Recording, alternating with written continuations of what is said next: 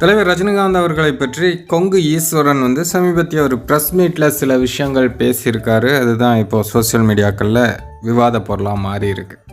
குருமூர்த்தி இப்போ அண்ணாமலை பக்கம் இருக்காராம். அதனால் இவர் என்ன சொல்கிறாரு அப்படின்னா, குருமூர்த்தி முதல்ல ஓபிஎஸ்ஸை காலி பண்ணார், அப்புறம் ரஜினியை காலி பண்ணார், இப்போ அண்ணாமலை பக்கம் போயிருக்காரு, குருமூர்த்தி போகிற பக்கம் என்ன ஆகும் அப்படின்னு உங்களுக்கே தெரியும் அப்படிங்கிற மாதிரி ப்ரெஸ் மீட்டில் பேசியிருந்தார்.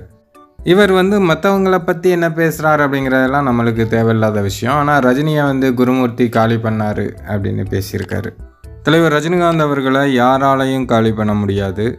தலைவரே 2.0 சொன்ன ஒரு டைலாக் தான், என்னை யாராலும் அழிக்க முடியாது அப்படின்னு சொல்கிற மாதிரி தலைவரெல்லாம் யாராலும் காலி பண்ண முடியாது.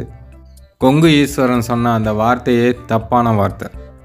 கொங்கு ஈஸ்வரன் கூடவே இன்னொரு விஷயமும் சொல்கிறாரு, குருமூர்த்தி சோ ராமசாமி மாதிரி வந்துட முடியுமா, சோக்கு அப்புறம் இவர் ஆசிரியர் ஆயிருக்கார் அப்படிங்கிறதுனால சோ அளவுக்கு இவரால் வந்துட முடியுமா அப்படின்னு சோ அவர்களுடைய பெருமையை பேசினார்.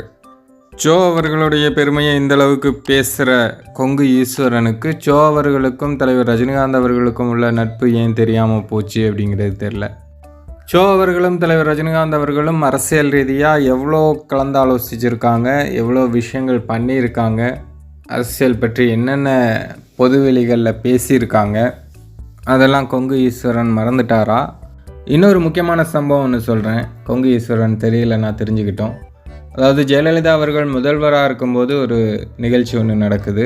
அதில் சோ ராமசாமியும் பங்கேற்றிருக்காரு, ஜெயலலிதா அவர்களும் பங்கேற்றிருக்காங்க. எல்லாம் முன்வரிசையில் உட்காந்து கேட்டுட்ருக்காங்க. தலைவர் பேசுகிறாரு.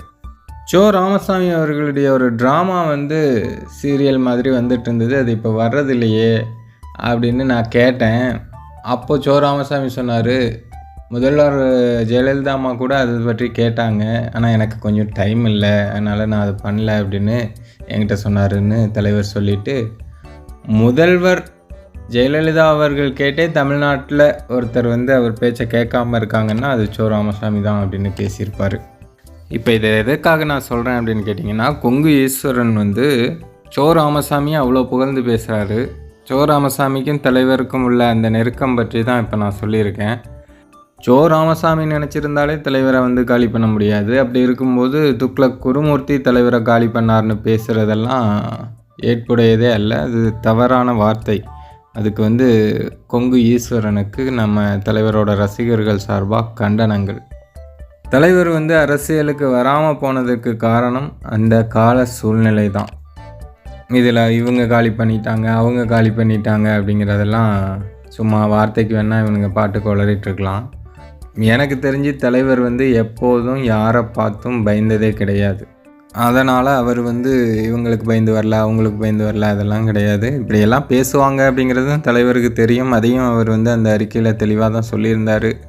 இப்படி எல்லோரும் 4 விதமாக பேச தான் செய்வாங்க, இருந்தாலும் இந்த சூழ்நிலை நம்ம இந்த முடிவு எடுத்து தான் ஆகணும் அப்படிங்கிறத சொல்லி தான் தலைவர் அந்த முடிவு எடுத்தாங்க. ஆனால் தலைவர் அரசியலை விட்டு போகிறேன் அப்படிங்கிற முடிவு எடுத்தாலும் இங்கே உள்ள அரசியல்வாதிகள் தலைவரை விடுறதா இல்லை.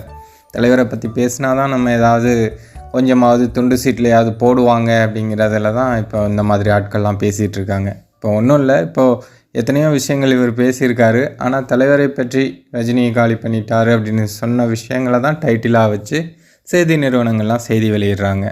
அப்புறம் இந்த மாதிரி ஆட்கள்லாம் என்ன பண்ணுவாங்க, அப்படி தான் பேசுவாங்க. பிழைக்கிறதுக்கும் ரஜினி தான் தேவைப்படுறாரு, பழிக்கிறதுக்கும் ரஜினி தான் தேவைப்படுறாரு.